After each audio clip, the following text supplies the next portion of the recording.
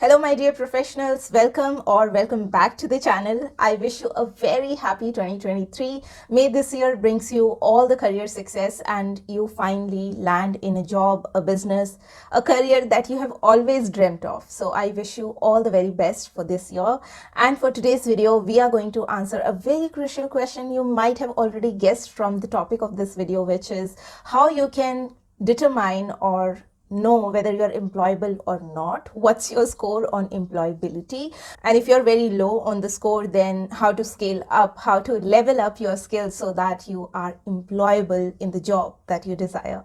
And for this video, we have to thank a particular subscriber named Shrinu. Shrinu has asked this question in a comment, and that's the reason I'm making this video answering this question for all of you out there who need to hear this. So on that note, let's get started. The stats for graduates in India show that we produce a lot of graduates, but employability score of those graduates is not very good. So there are two reasons for this. Number one, obviously the curriculum of the institutes is not good enough, not upgraded to what industry actually wants.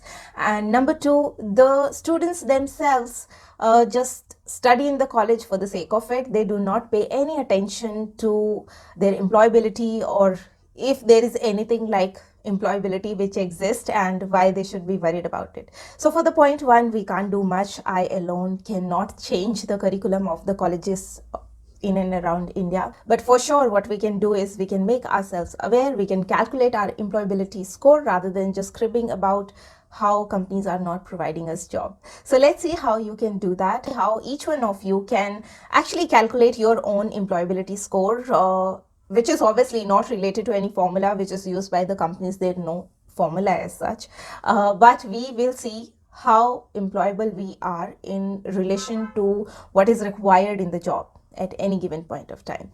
For this, you need to do one very simple exercise, and it is applicable for everybody, be it a technical graduate, non-technical graduate, BTech, BE, BCom, BCA, BSc, MCA, etc. It's applicable for everybody. And for this simple exercise, first you have to determine what job you want to land in. This is the most important question of this whole exercise, because if you say I'm open for anything and everything that comes my way, I'm okay to take that job, you will never get a job that you desire or is actually something that you should work on. You'll never get a job like that if you have this mindset. You have to narrow down on maximum three profiles, three job roles that you desire to work on or you desire to work as. And once you identify those job profiles, list them down. And if you are choosing three profiles, they should not be so drastically different from each other that there's no common skill in them. Those three job profiles should speak to each other in some way, or there should be some overlapping skill in that. So let's say you have chosen three job profiles, job A, B and C. You have these three job profiles listed. Now what you have to do is you have to visit naukri.com, or you can visit any other job portal as well if you like, for example Indeed, monster.com, or any other job portal that works for you. So what you have to do is the job profile that you've shortlisted for yourself, give a search of that job profile in naukri.com and see at least 20 job descriptions for that particular job profile. If you have chosen, say for example Java developer, or say for example Flutter developer, see 20 Flutter developer job descriptions and see what's common in every one of them. There should be something, there should be like 4-5 key skills that you see in every single JD that you read on it, on Flutter developer or any other job profile. And then what you have to do is you have to evaluate yourself. You have to map your existing skills to that job description that is out there, the skills that you have found. In front of that first skill, you have to write your existing score, that how much you know it. Do you think you know it like 50%, or do you think you know it 70% already, that particular skill? And likewise, for all the three skills, you write your score 50%, 30%, 10%, 80%, whatever you feel. Write that score down and do this exercise for all the three job profiles that you have chosen for yourself. Now towards the end, you have to see what is the end score. It can be above 50%, it can be below 50%.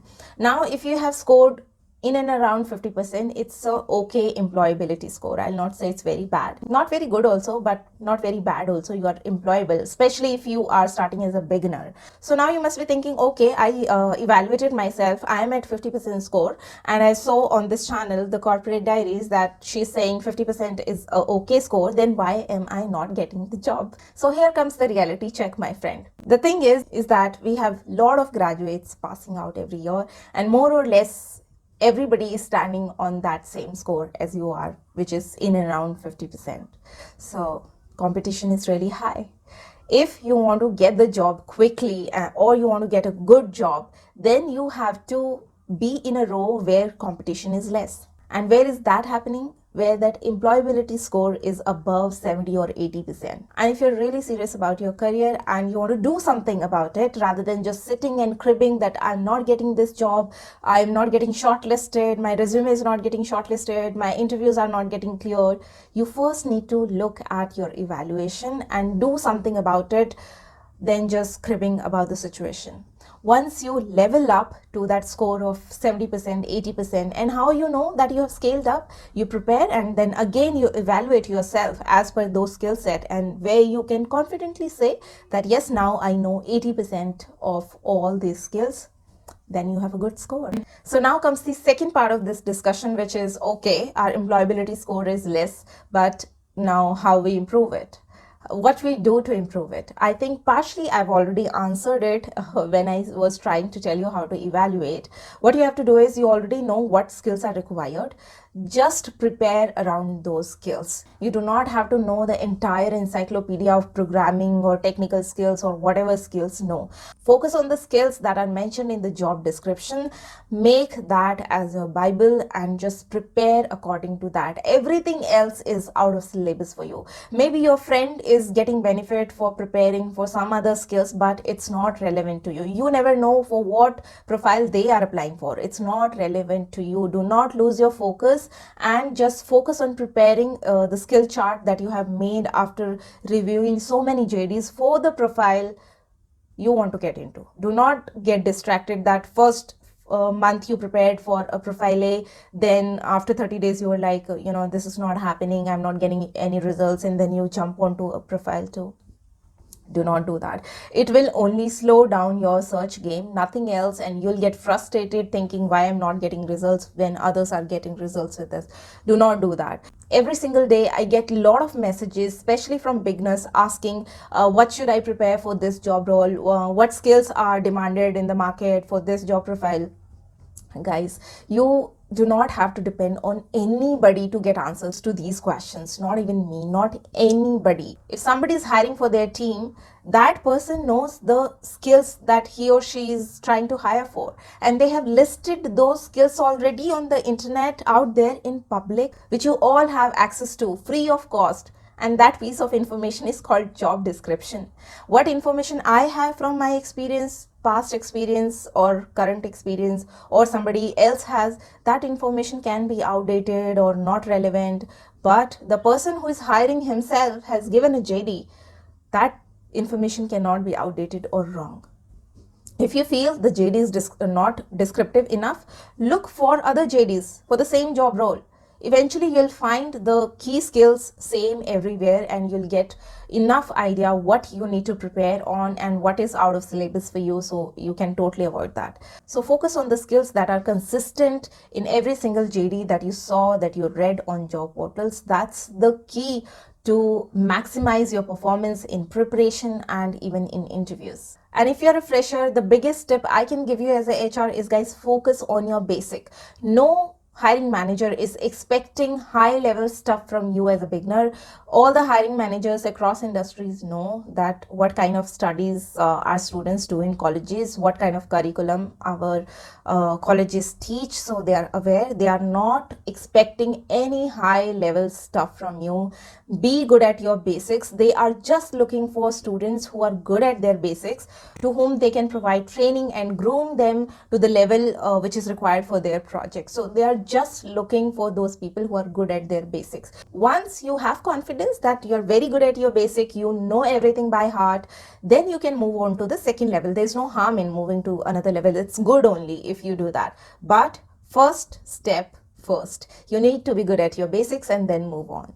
So to summarize this discussion, I want to say that to check your employability, read the job descriptions, map your current capabilities to each skill set that is required for a job profile, and then test your score. And if you're low at score, use those job description as your syllabus, prepare according to what is asked or given in those job description. And then once you have confidence that you have prepared enough and you know 80% or above, and then use the same job descriptions to prepare your resume as well. Put all the key skills which are there in the job description in your resume.